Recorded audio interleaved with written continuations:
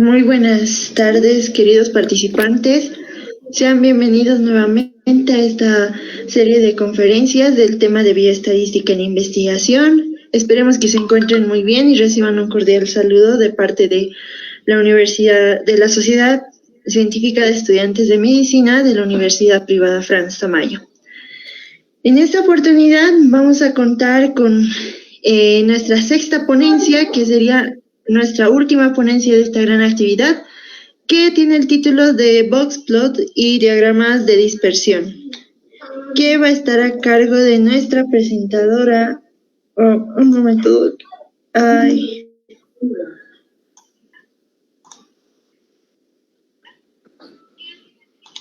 Ya. Está a cargo de la ponente de doctora Shirley Andrade Azcuy. Nuestra querida ponente, para poderla conocer un poco mejor, ella es licenciada en Biología de la UNSA La Paz, Bolivia. Además tiene diplomado en Educación Superior, es técnico superior en Administración de Empresas, diplomado en Educación Superior en la Unifrance Santa Cruz, Bolivia, investigadora asociada del Instituto de Biología Molecular y Genética de la UNSA, investigadora asociada de la IRD Francia, convenio con la UNSA, IBMB de Bolivia, y además investigadora asociada de la USF de Estados Unidos en convenio con la IBMB de Bolivia. Además, es investigadora asociada de la Universidad Privada Franz Tamayo. Le damos la bienvenida, doctora. Espero que se encuentre muy bien y le damos los aplausos respectivos, aunque sean virtuales, y puede continuar con la ponencia. Esperemos poder tener mucha información de este tema. Muchas gracias, doctora. Muchas gracias. Muy buenas tardes a todos. Este es un tema que en lo particular me gusta mucho porque tipo de diagramas son poco utilizados o poco explotados en la parte de investigación. Sin embargo, como vamos a ver a lo largo de la ponencia, son diagramas claves para no solo mostrar nuestros resultados de investigación, sino para poder interpretarlos adecuadamente. En el tema de investigación, tanto si ustedes son investigadores que quieren presentar sus trabajos, como también lectores que quieren leer e interpretar los resultados de otros investigadores, es importante entonces conocer las características de ambos diagramas. ¿Y por qué usamos los diagramas? Creo que ya en anteriores sesiones ustedes han visto la importancia de los gráficos, y es que los gráficos, al menos en la parte estadística, nos es mucho más fácil de ilustrar y de resumir muchas más cosas que lo que podríamos hacer, por ejemplo, con una tabla o escribiendo o redactando un texto. No nos olvidemos que todos los gráficos que nosotros ponemos en nuestro trabajo de investigación o todos los gráficos que nosotros vemos en artículos publicados en revistas tienen un soporte textual en el cual se nos debe indicar cuáles son los puntos clave o las cosas más importantes a los cuales nosotros podemos tomar atención. Son también formas de resumir la información y de acceder muy fácilmente a conclusiones que de otra manera nos tomaría mucho más tiempo comprenderlas. Se ha escogido estos dos tipos de gráficos y la característica que tienen en común son que son gráficos bivariantes. ¿A qué se refiere con bivariantes? Que trabajan comparando dos variables. En el caso del boxplot, normalmente lo vamos a utilizar cuando realicemos comparaciones de datos cuantitativos versus variables cualitativas, como lo observamos en el gráfico de aquí arriba. Y su característica principal es que va a trabajar con el test de Student principalmente para su comparación, aunque podríamos utilizar otro tipo de test estadísticos no paramétricos. Lo importante en esto es que gráficamente podemos ver el resultado de la T de Student en la superposición de los valores. Vamos a explicarlo esto con más detalle un poco más adelante. Lo importante es que en esta primera diapositiva ustedes reconozcan la estructura del boxplot, que está compuesta por una caja, como observamos acá, y con bracitos que van a delimitar las variables estadísticas o los estadísticos importantes para la comparación. De esta manera, cada elemento analizado o cada población analizada puede ser comparada fácilmente con otras poblaciones y podemos tener alrededor de 5 variables principales en comparación para poder observar la tendencia que existe entre la comparación de estas variables, que en este caso son cualitativas, mientras que la variable cuantitativa se va a poder observar en el eje vertical. La diferencia del boxplot con la correlación, como podemos observar aquí abajo, es que esta correlación, como su nombre lo dice, va a relacionar variables, en este caso, que ambas sean de característica numérica, es decir, cuantitativa. Aquí teníamos una cuantitativa versus una cualitativa, una variable cualitativa. En cambio, la correlación, analizamos 2 variables cuantitativas, pero no solamente eso, sino vamos a analizar cuál es la relación que existe entre estas 2 variables. Y cuando hablamos de relación, tenemos que hablar de 2 parámetros. Tenemos que hablar si esta relación tiene una intensidad fuerte o débil, pero también tenemos que ver y analizar el tipo de relación que existe, ya sea positiva o negativa. Vamos a ahondar también con esto un poco más adelante.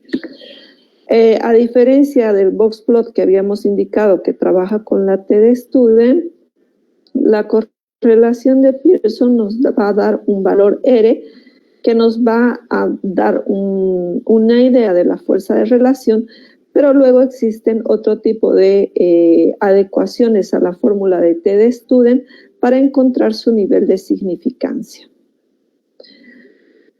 Ambos tests tienen su base en lo que es la estadística paramétrica y no paramétrica, y para eso necesitamos entender claramente lo que es la curva de Gauss en relación a la distribución de nuestra variable. Entendamos así que una variable que tiene característica paramétrica, como seguramente ya lo han investigado, tiene la característica de formar una curva de densidad, la cual se parece o se asemeja a una campana o a una montaña. En esta curva de densidad, una de las principales características es de que es simétrica o paramétrica, lo que nosotros llamamos, y esto quiere decir que la mitad o la porción derecha tiene exactamente la misma forma que la porción izquierda, pero como una imagen especular, es decir, como un espejo. Otra de las características es que va a tener un pico en el cual se van a encontrar la media, la mediana y la moda, que son las medidas de tendencia central, y estas 3 coinciden en el mismo punto. ¿Qué quiere decir? Que aquí se encuentra el promedio, aquí se encuentra el 50% de los datos acumulados y aquí se encuentra la frecuencia mayor de los datos. Además, esta curva de densidad tiene otras propiedades que se determinan por la varianza o la desviación estándar. Sabemos que a partir de la media, con una desviación estándar a negativo, tenemos un 34.1%, lo mismo que a positivo. Por lo tanto, sumando estos 2 espacios, nos darían aproximadamente el 68% de los datos, que eso ya es más que la mitad de todos nuestros datos concentrados. Lo más importante es que se concentran alrededor de la media. Es decir, que si nosotros estuviéramos buscando la dosis perfecta para nuestro paciente, podemos calcular la media, sacar la desviación estándar y la dosis perfecta estaría entre menos una desviación estándar y más una desviación estándar en un 68% de certidumbre. Pero además, cuando utilizamos 2 desviaciones de estándar, esta significancia sube casi al 90%. Y ya con 3 o más, la dispersión es muy grande, por lo tanto no es completamente significativa. Sin embargo, vamos a observar ahora que esta variación es la que nosotros tomamos en la formación de un boxplot. ¿Qué es un boxplot? Un boxplot es un estadístico graficado que va a utilizar 5 medidas estadísticas. Para ellas vamos a primero calcular una medida de tendencia central, la cual se va a ubicar, como observamos acá, en el centro, que por lo general es la mediana. ¿Por qué la mediana y no la media?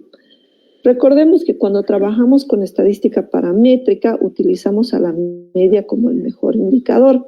Sin embargo, normalmente los valores que son biológicos no siguen una distribución netamente paramétrica. Por lo tanto, nosotros deberíamos utilizar estadística no paramétrica y por eso es que utilizamos a la mediana como el mejor indicador para describir el punto central o el punto medio que representa a un conjunto de serie de datos.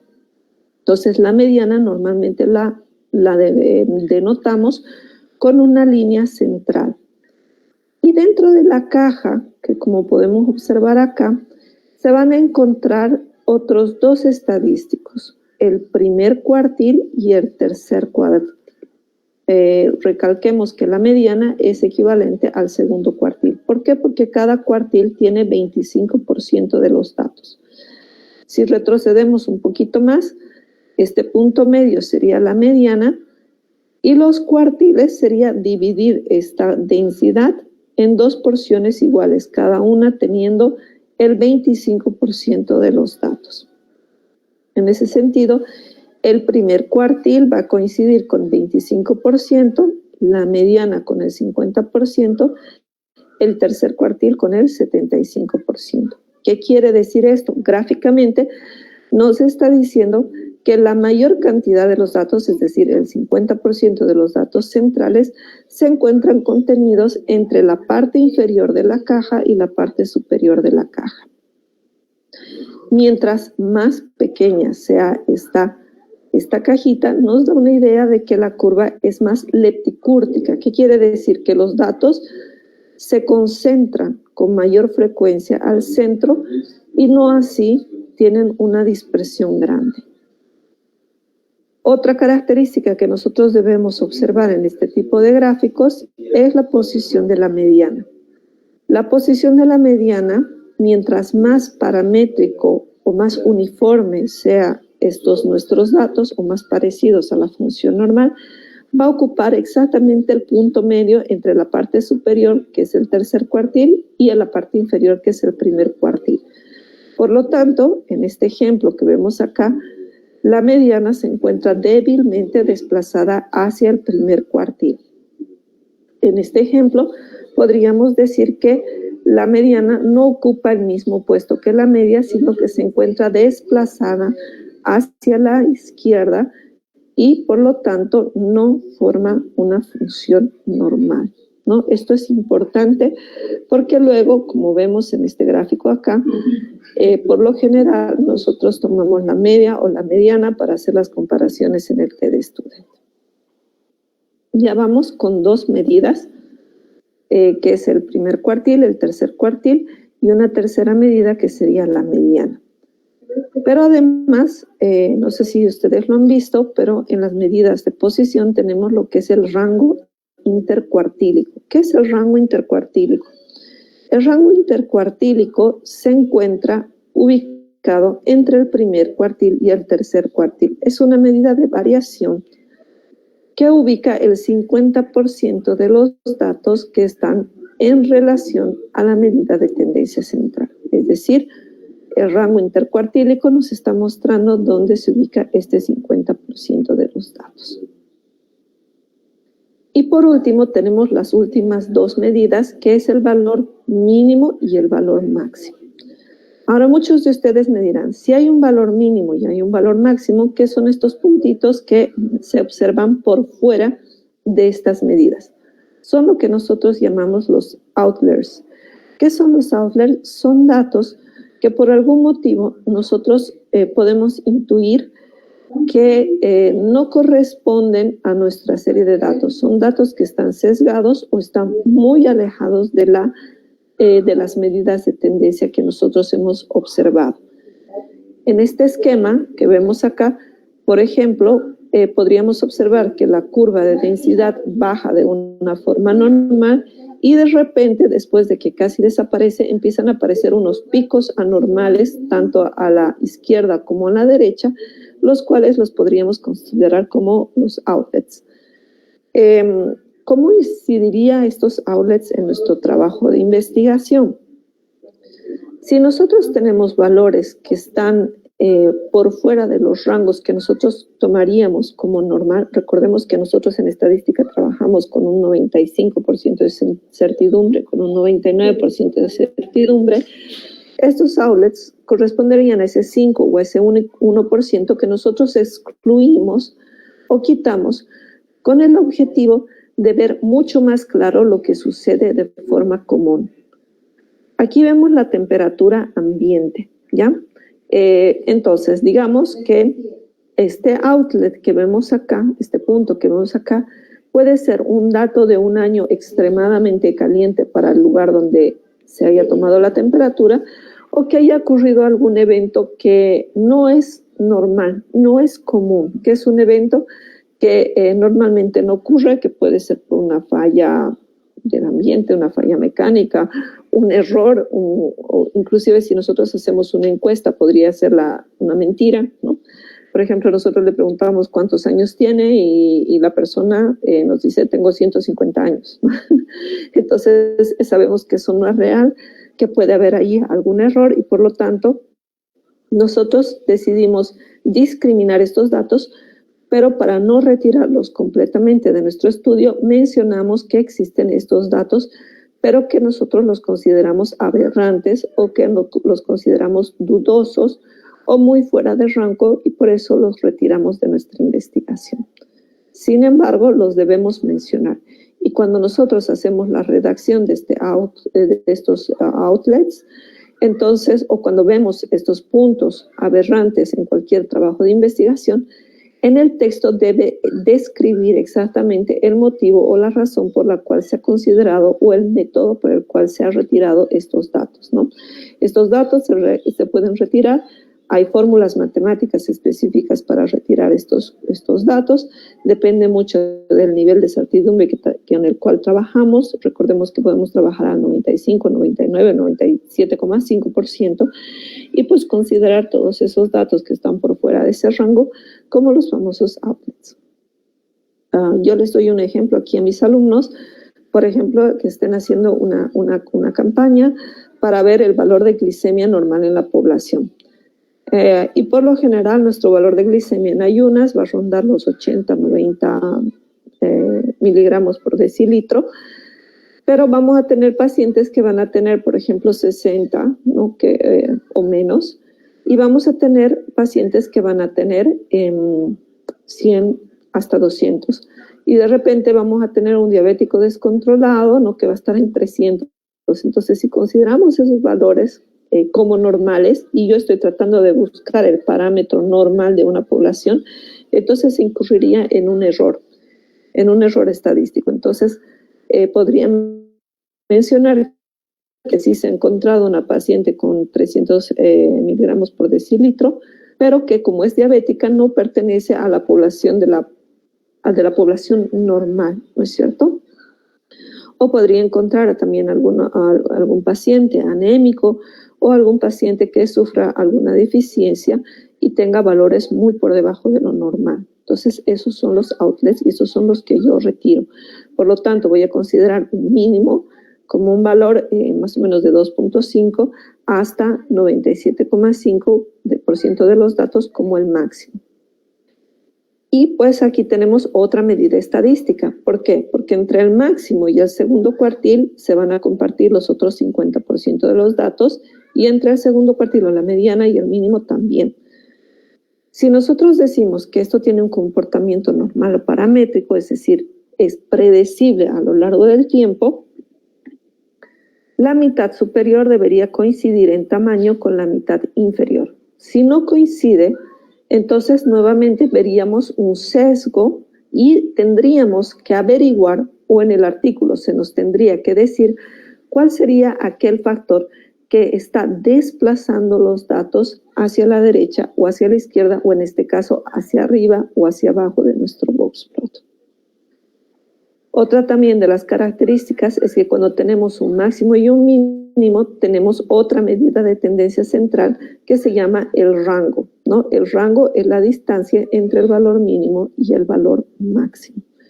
Entonces, vean ustedes que si bien tenemos 5 medidas iniciales descritas en un box plot, un diagrama de cajas y bigotes o de cajas y brazos, porque es una caja que va a tener bracitos, o si lo vemos inclinado, va a ser una caja, siendo esta, digamos, acá los ojos, la nariz, aquí la boquita y aquí los bigotes, ¿no? De cajas y bigotes. Tienen esos dos nombres. Vamos a tener 5 medidas principales para su construcción, que es el valor mínimo, el primer cuartil, 25% de los datos, segundo cuartil, 50% de los datos coincidente con la mediana, tercer cuartil, 75% de los datos y máximo como el 97,5% de los datos, por ejemplo. Esas serían las 5 medidas iniciales. Y luego tenemos el rango intercuartílico, delimitando la caja, y tenemos el rango general entre los valores máximos y mínimos, ¿no? Entonces, una vez que hemos armado nuestro box plot a partir de estos 5 datos, lo que hacemos es que, si bien este box plot va a pertenecer a una categoría, por ejemplo, la temperatura ambiente en diciembre, podría yo comparar los siguientes meses siguiendo la misma lógica, ¿no? Diciembre, enero, febrero, marzo, abril, y ver cómo varía esta temperatura a lo largo del año. Más o menos aquí, bueno, puedo utilizar tanto variables ordinales como nominales, eso es una ventaja. Claro que cuando trabajo con valores nominales tengo que escoger correctamente el orden en el cual lo voy a presentar. Tiene que haber por lo menos algún patrón lógico para presentar algún tipo de orden. Aquí vemos un estudio que se trabaja sobre el colesterol y la causa de muerte. Entonces, hay diferentes tipos de muertes y aquí estamos explorando la muerte por cáncer, pero que esté relacionada con pacientes que tengan ciertos niveles de colesterol. El accidente cerebrovascular, la enfermedad coronaria, otro tipo de patologías o patologías desconocidas. Entonces, aquí podemos observar que en general los box plots no se distribuyen tan aberrantemente, es decir, no en todas las causas de muerte sí existe un patrón de colesterol que está inviscuido. Sin embargo, como podemos observar acá, en la enfermedad coronaria, pareciera, si es que yo tomo estos outlets, pareciera que tiene una relación mucho más estrecha con la concentración de colesterol presente en nuestros pacientes. Si nosotros realizaríamos un T-de-Student para encontrar diferencias estadísticamente significativas, las cajas no deberían sobreponerse entre sí. Es decir, aquí vemos las cajas que si yo transpongo esta imagen sobre la siguiente, las cajas van a coincidir en el mismo punto, en un cierto porcentaje. Si ocurre esto, vamos a decir que si el porcentaje de transposición es mayor al 5%, entonces estaríamos ante una hipótesis nula diciendo que no existen diferencias estadísticamente significativas. Tal como vemos acá, ninguna de estas características muestra diferencias estadísticamente significativas relacionadas al colesterol y la causa de mortalidad. En esta imagen que vemos acá, por ejemplo, que es otro tipo de estudio donde se trabaja con 3 series diferentes de sembradíos, también esto se aplica mucho en agronomía. Podemos observar, por ejemplo, que la variedad setosa y la variedad virgínica son abismalmente diferentes. ¿Por qué? Porque la cajita que conforma el box plot no se sobrepone en lo absoluto con la versicolor, pero tampoco se superpone con la virgínica. Y la cantidad de porcentaje que se sobrepone en estas dos imágenes es muy inferior al 5%. Entonces aquí sí tendríamos variaciones estadísticamente significativas entre este box plot y este otro box plot. Entonces, más o menos para que ustedes se den cuenta que no necesitamos nosotros ver los p-valores, simplemente con ver el box plot y hacer una transposición de los valores de las cajitas, ya nos damos cuenta si existe o no existe una variación y si hay o no hay una tendencia. También podríamos ver si estos patrones son de forma paramétrica, es decir, si el brazo de arriba es coincidente con el de abajo, y esto nos indicaría que no existe ninguna relación con el valor, o sea, lo ideal sería que a valores menores de colesterol, pues habría menor cantidad de muertes, y eso lo podríamos observar cuando el bracito es más cortito que el brazo largo, que el brazo superior. Y eso casi no ocurre significativamente en todos los casos. Tal vez el accidente cerebrovascular, si logra medir el brazo inferior, es más pequeño, casi un 25% más pequeño que el brazo superior. Esto nos podría dar una idea de que si bien no hay diferencias estadísticamente significativas entre el colesterol y la causa de muerte, los accidentes cerebrovasculares tienden a tener mayores eventos a niveles de colesterol superiores, ¿no? Y ni qué decir de los eventos coronarios, ¿no? Por la cantidad de outlets que yo veo acá, podría decir que si en algún momento se los decidiera incluir, pues esto te podría generar una variación mucho más significativa. Para poder ver por qué los retiraron, sería importante entonces revisar. Algo que también les gusta hacer mucho a los investigadores es, como aquí mostramos la mediana, es incluir a la media. Y la media se la puede incluir ingeniosamente, como aquí lo hicieron con un triángulo, pero también se lo puede incluir como un puntito o como una línea punteada, que eso también lo van a observar en algunos estudios que van a poder revisar.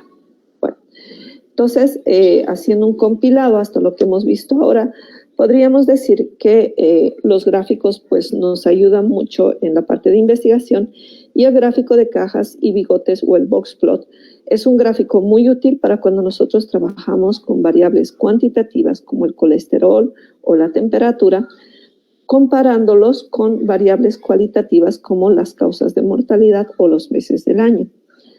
Para ellos, cada grupo o cada población tiene que estar analizada de forma individual, buscando el valor mínimo, primer cuartil, segundo cuartil, tercer cuartil y valor máximo, analizando si es necesario retirar algunos valores aberrantes. Luego de su construcción, la parte de la comparación entre estos datos, gráficamente nos deberían dar valores significativos si las cajas se ubican o se desplazan grandemente del valor que nosotros estamos comparando. ¿Ok? Bueno, muy útil para hablar mucho sobre esto, y son muchos datos que están acumulados en un solo gráfico, ¿no? Una excelente manera de resumir. Aquí vamos a ver, por ejemplo, tenemos otro ejemplo sobre la influencia del ácido úrico, ¿no? Versus el riesgo de tener enfermedades cardiovasculares, ¿no? Recordemos que a medida de que aumenta el ácido úrico nos estaría indicando un problema renal. Entonces aquí tenemos cómo se llama el riesgo cardiorrenal, ¿no? La patología o el síndrome cardiorrenal. Podemos aquí ver que el grupo que pertenece, ¿no? Que sí pertenece a un riesgo cardiovascular, y el que no pertenece a un riesgo cardiovascular. Y lo que podemos observar aquí, la media la representaron, o la mediana la representaron con un punto. Lo que se puede observar en esta situación es que aquellas personas que tienen un rasgo cardiovascular significativo tienen un valor de ácido úrico mucho más elevado que las personas que no tienen un riesgo cardiovascular como tal. Es decir, que hay una diferencia muy, muy grande entre estos dos. Tanto así que aquí vemos el valor de la media de 6,6 y de 5,5. Comparando estas medias me da un p-valor igual a 0,01, es decir, el 1% de los datos se comparten. Y si nosotros uniéramos estos dos gráficos y pudiéramos cuantificar el porcentaje de datos que se sobrelapan, pues es igual al 1%. Podríamos ahora también hacer un análisis o una interpretación individual. Y en esta interpretación individual podríamos preguntar, por ejemplo, ¿cuál sería el promedio, ¿no es cierto?, o el valor mínimo considerado para la población que sí tiene un riesgo, ¿no? Entonces, el mínimo que tiene esta población es de 6 miligramos por decilitro. ¿A qué correspondería el 5.2? Si nos fijamos, el 5.2 correspondería al primer cuartil de la población que no se encuentra en riesgo. Es decir, el 25% de la población que no tiene riesgo cardiovascular va a tener un ácido úrico por debajo de 5.2 miligramos por decilitro. ¿Ok? Ahora también podemos ver cuál es el grupo más variable. ¿Cómo vamos a observar esto? El grupo más variable es simplemente aquel que va a tener los brazos más largos, ¿no? En este caso, el grupo más variable podría ser este grupo de acá, ¿no es cierto? El grupo que tiene riesgo cardiovascular, porque va desde 6 a 7.2, es decir, 1.2 miligramos. En cambio, el de acá va de 5 hasta 6, entonces solamente tiene 1 miligramo de diferencia. Otra de las cosas que también podemos observar es dónde se encuentra el 50% de variación central, es decir, el rango intercuartílico es mucho más amplio que el de las personas que no tienen riesgo cardiovascular. ¿Y por qué ocurre esto? Sí, siempre que encontramos estas variaciones, debemos nosotros hacernos la pregunta ¿por qué ocurre esto? Y en este caso ocurre que hay mayor variación porque una persona que ya tiene un riesgo cardiovascular puede tener asociaciones con otras patologías o puede ser un paciente crónico, es decir, un paciente per se enfermo que tiene alguna patología crónica no viene solo, sino viene acompañado con múltiples patologías. ¿Por qué? Porque tiene un proceso inflamatorio de larga data, por lo tanto va a tener una variable inmunológica mucho más reducida, va a tener una predisposición a un estilo de vida un poco menos saludable, ¿no? Entonces, todo eso nos daría a entender que hay mucha más variación en aquellos pacientes que sí tienen un riesgo cardiovascular. Ok, entonces creo que con este ejemplo sí se entiende bien lo que es el boxplot y cómo hacerlo. Ahora vamos a hablar sobre los gráficos correlacionales, ¿no? Para entender esto, primero tenemos que revisar un poquito la parte matemática y acordarnos de la función lineal, ¿no? Vamos a decir que cuando nosotros buscamos una relación entre dos variables, esta relación puede tener una forma de función lineal, una forma de función cuadrática, una forma de función algorítmica o cualquier otra función matemática. Sin embargo, cuando nosotros escogemos una correlación como la correlación de Pearson o la mayoría de las correlaciones solamente trabajan en la función lineal. Entonces me dirán, doctora, pero ¿y si mi función es de tipo cuadrática, cómo yo la voy a analizar? Pues si tengo una función cuadrática, le tendré que sacar el logaritmo. O si la función es logarítmica, también, porque de esa manera, o la raíz cuadrada, ¿no? Si le saco la raíz cuadrada, entonces, ¿qué voy a hacer? A esta función automáticamente la voy a linealizar. Y en la función algorítmica, pues le saco el logaritmo y nuevamente la voy a linealizar. Entonces, antes de introducir los datos a la computadora, yo debo cerciorarme que la relación que estoy buscando tiene que ser de tipo lineal. Y la mejor manera para hacerlo es primero graficando mis resultados. Si mis resultados tienden a formar una línea, entonces el mejor test que voy a utilizar es el de test de correlación de Pearson. Pero si da una función cuadrática o logarítmica, yo tendré que primero modificar mis datos, hacer un tratamiento previo a ellos y recién aplicar la correlación lineal de Pearson. La función lineal, recordemos, es aquella donde una variable X está relacionada a una variable y esta dependencia es una dependencia de primer nivel. Ahora bien, aquí tenemos que entender los tipos de relación que hay y los vamos a clasificar de acuerdo a dos grandes grupos. Primero, de acuerdo a su dirección, es decir, si van hacia arriba o hacia abajo. Y por último, de acuerdo a la intensidad, ¿ya? Entonces, empecemos con el primer tipo. Si van de acuerdo a la dirección que van a tomar, si esta serie de puntos que nosotros graficamos con la variable X o la variable cuantitativa 1 en el eje X y la variable cuantitativa 2 en el eje Y nos da una línea que va a tender a ir hacia arriba, es decir, que va a ser progresiva, ascendente, como quieran ustedes llamarla. Recordemos que aquí abajo tiene que ser un plano cartesiano, ¿no? Esto tiene que ser valores cuya distancia entre el 1 y el 2 sea la misma que hay entre el 3 y el 4. Entonces, considerando eso, si va hacia arriba, vamos a decir que es una relación positiva. ¿Qué es una relación positiva?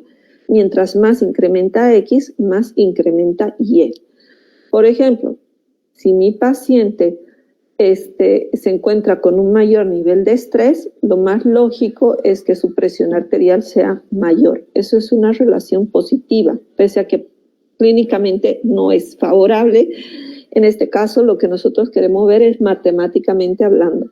Entonces, matemáticamente hablando o estadísticamente hablando, una relación es positiva, no por lo que nos parezca a nosotros bien o mal, sino que nos indica que a medida que la variable X va incrementándose, la variable Y va incrementándose en similar proporción, ¿ya? Independientemente si esta es una línea muy parada o es una línea muy echada, basta el hecho de que el punto inicial esté por debajo de un punto final, ya podríamos ver una estructura que va hacia arriba o ascendente, la cual denominaríamos positiva. Al contrario, si nosotros observamos una disminución, una reducción o una tendencia a ir hacia abajo, esto vamos a denominarlo como una relación negativa. Nuevamente, no es negativa en el sentido médico, sino es una relación negativa en el sentido matemático o estadístico. ¿Qué quiere decir esto? Quiere decir que la variable X, a medida que va aumentando, la variable Y va reduciéndose.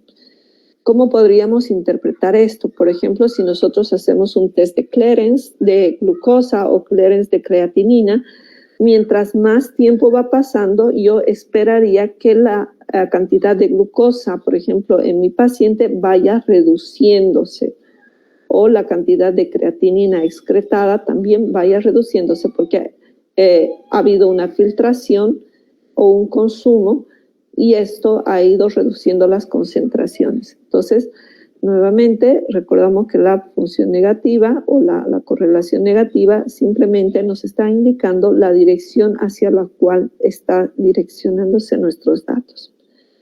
Aquí les puse un gráfico donde pues no podemos saber si va para arriba, si va para abajo, si se mantiene en el centro.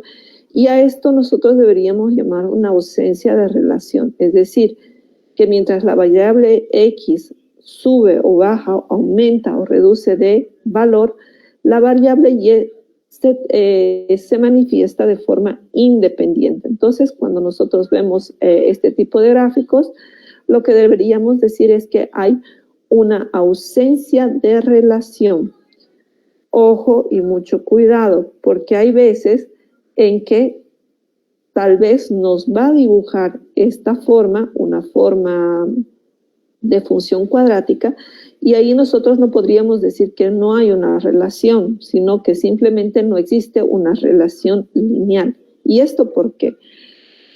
Porque el test que nosotros utilizamos de correlación de Pearson se basa en el método de los mínimos cuadrados. Y este nos va a dar un valor que se encuentra entre -1 y +1. El signo menos o más va a estar determinado por esta dirección. Relación positiva va a tener un signo más y relación negativa va a tener un signo menos. El valor cercano a 0 nos va a decir que no existe ninguna correlación. Pero ojo, no es cualquier tipo de correlación, es que no hay ninguna correlación de tipo lineal.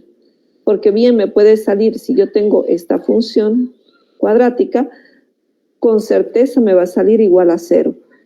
Pero yo no puedo asegurar que no hay una relación. Existe una relación, pero no es una relación de tipo lineal, ¿ya? Entonces, por eso siempre los test de correlación deben tener una contraparte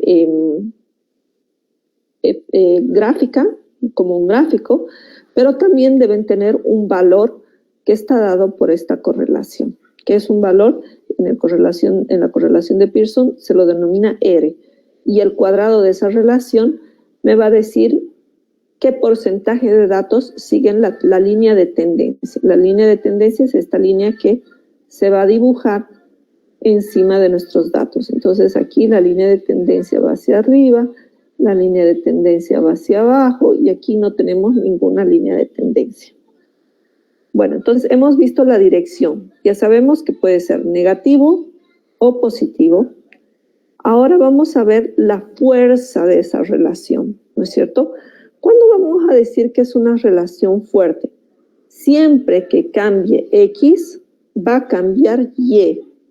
Esa es una relación fuerte. Y va a cambiar en la misma magnitud siempre.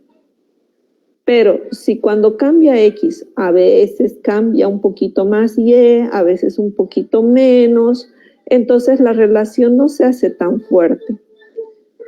Aquí vemos el ejemplo de una relación perfecta, porque con esta relación nosotros podríamos predecir, si le pongo, digamos, a mi paciente, si le aplico tal cantidad de medicamento, yo ya puedo predecir cuál va a ser el valor, ¿no? Esto sería lo ideal. Nosotros nos gustaría administrar losartán a nuestro paciente y saber exactamente cuál va a ser su presión. Pero ¿qué es lo que pasa? Yo le administro losartán a mi paciente y va a reducir su presión arterial, pero si mi paciente tiene durante su día altos y bajos, situaciones en las que, no sé, consume más azúcar, se ve con sus amigos o sufre una noticia muy triste, entonces va a variar. O sea, por más de que yo le administre cierta cantidad de medicamento, mi variable va a responder no solamente al medicamento, sino que hay otros factores que hacen que varíe esa concentración. Entonces, cuando nosotros vemos esta fuerza débil, deberíamos pensar que no es la única razón por la cual está variando mi variable, por así decirlo, ¿no? No es el único motivo de su variación, sino que hay otros motivos más. Y esto va a ser mucho más débil, la acción, mientras más dispersos se encuentren nuestros puntitos. Numéricamente, si se acerca a 0, vamos a tener una imagen más similar a la dispersión que vemos acá, y mientras más perfecta sea esta relación, pues vamos a tener un valor positivo 1 si va hacia arriba o negativo 1 si se dirige hacia abajo. En este ejemplo podríamos decir que este es un 1 positivo, este es un 0,50 positivo y este debería ser un 0,25, 0,20, más o menos allá, ¿no? Positivo, ¿por qué? Porque va todavía hacia arriba.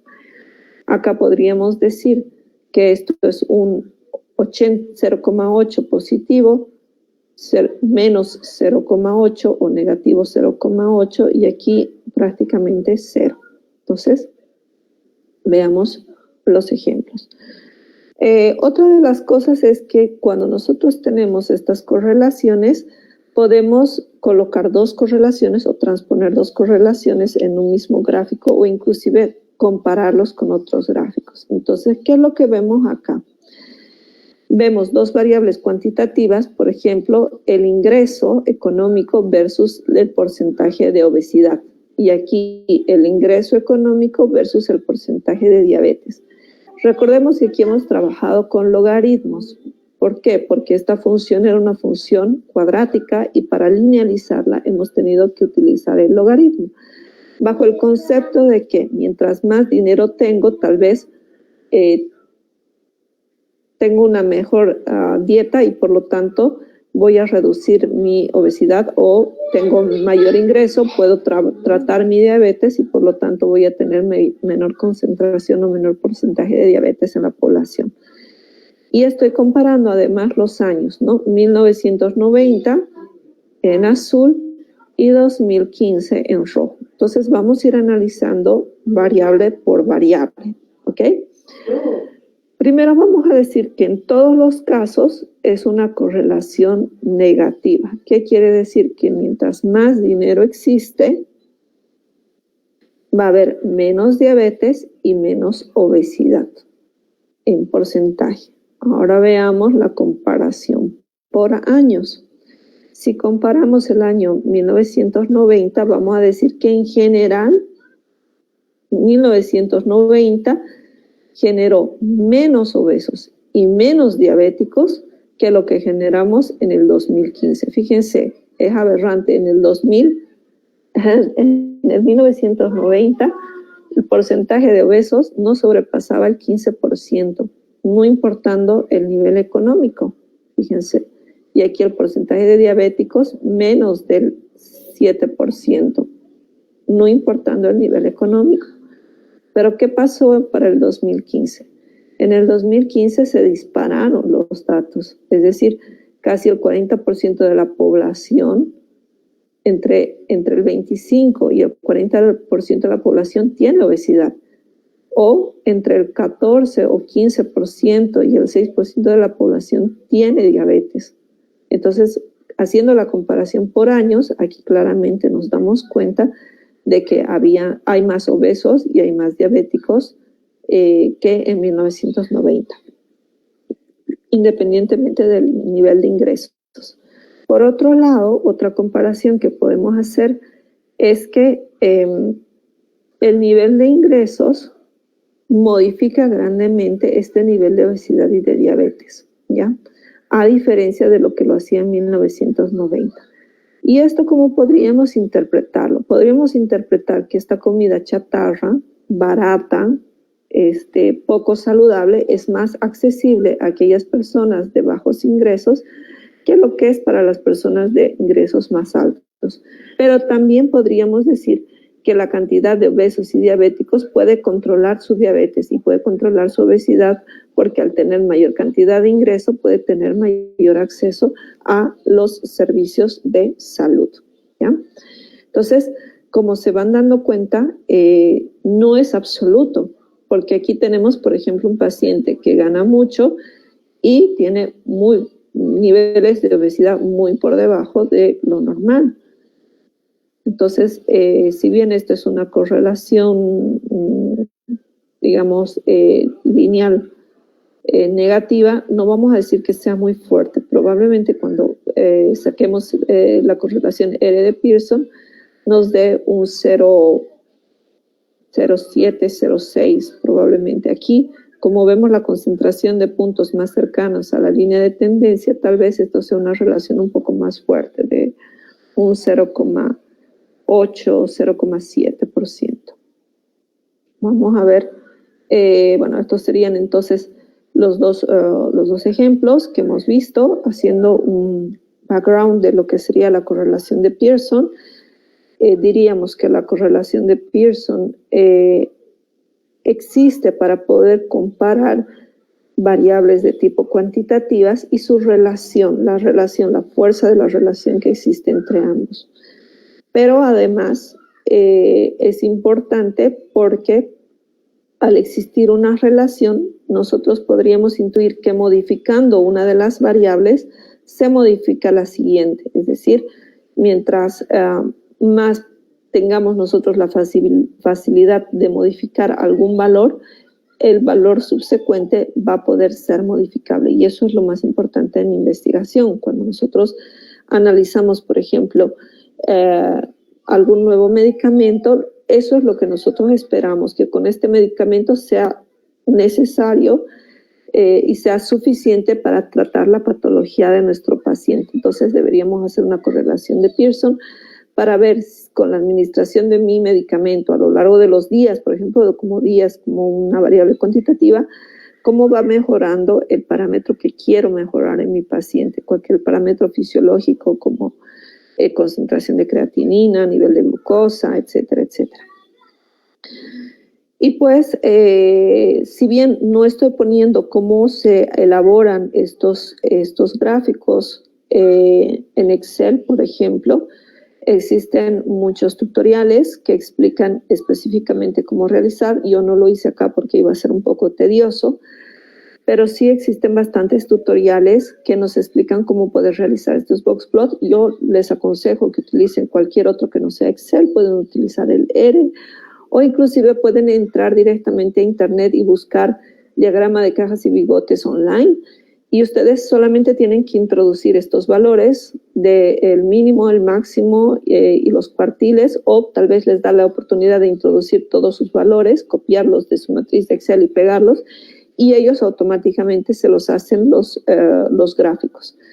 Tanto ese gráfico como este gráfico. Este gráfico es mucho más fácil hacerlo, por ejemplo, en Excel. Creo que todos lo han hecho en colegio, que es poner dos columnas, en una la variable X, en la otra la variable Y pedirle que lo grafique. Nada más, es muy simple.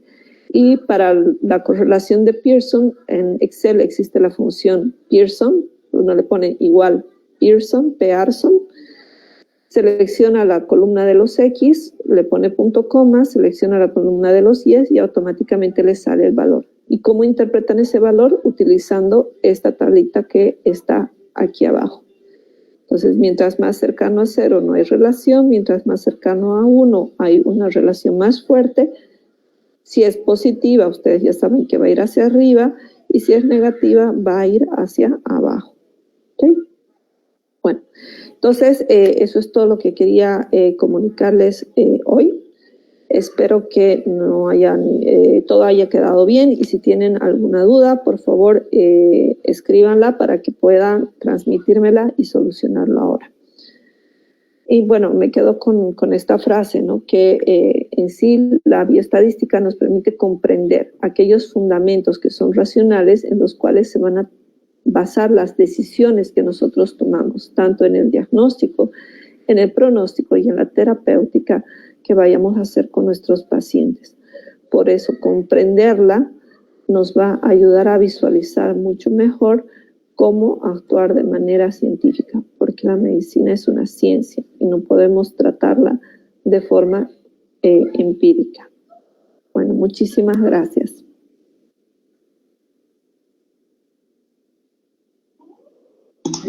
Muchísimas gracias, doctora, por la información brindada. Ha sido de mucha ayuda, la verdad. Además que pudimos conocer muchas cosas aún más.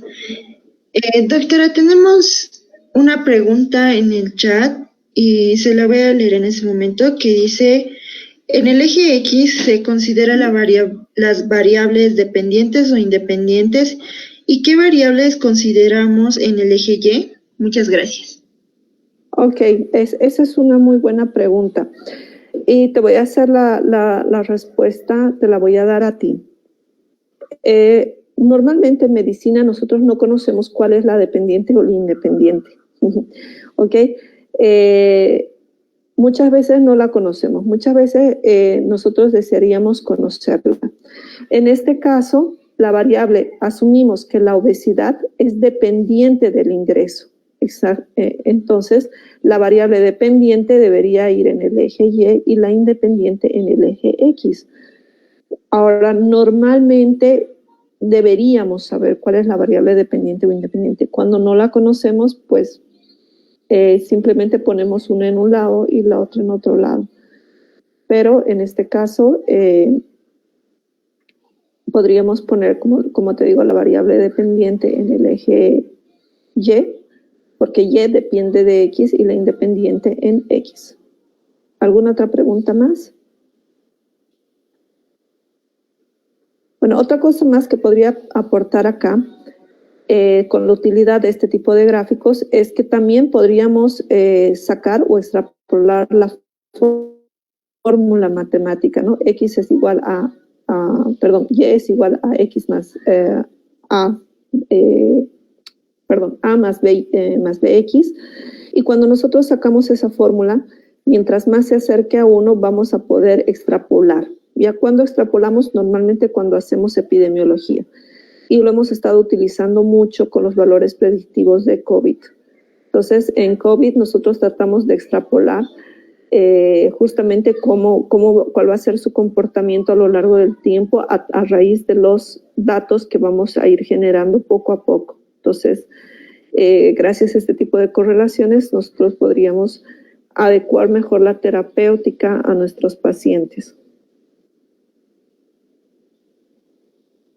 Perfecto, doctora, muchas gracias.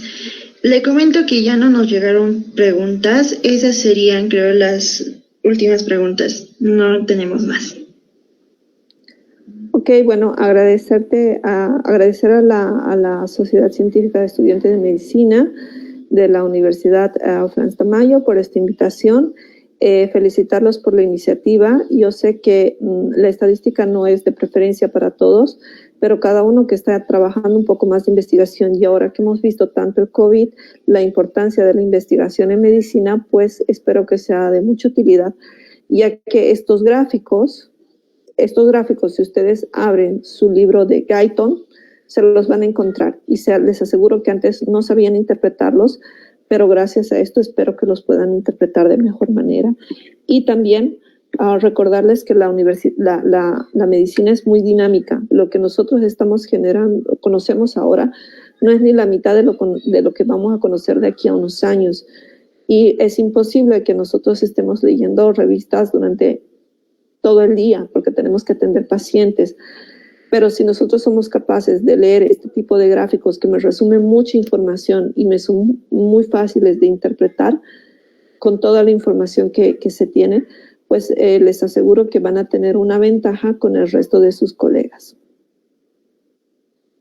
Bueno, muchísimas gracias a ustedes. Muchas gracias por las palabras, doctora.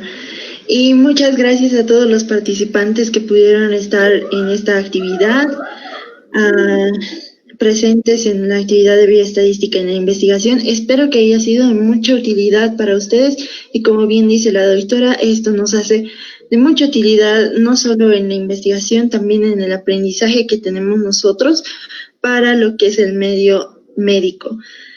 Muchas gracias a todos por haber estado presentes, muchas gracias por estar estas 7 ponencias y esperamos contar con ustedes ya a las 7:30 con la doctora Marcia Gumiel para la parte práctica del tema de medidas de variabilidad que se va a dar a cabo en las plataformas de Meet, YouTube y Facebook. Pueden seguirlo también por las transmisiones en vivo.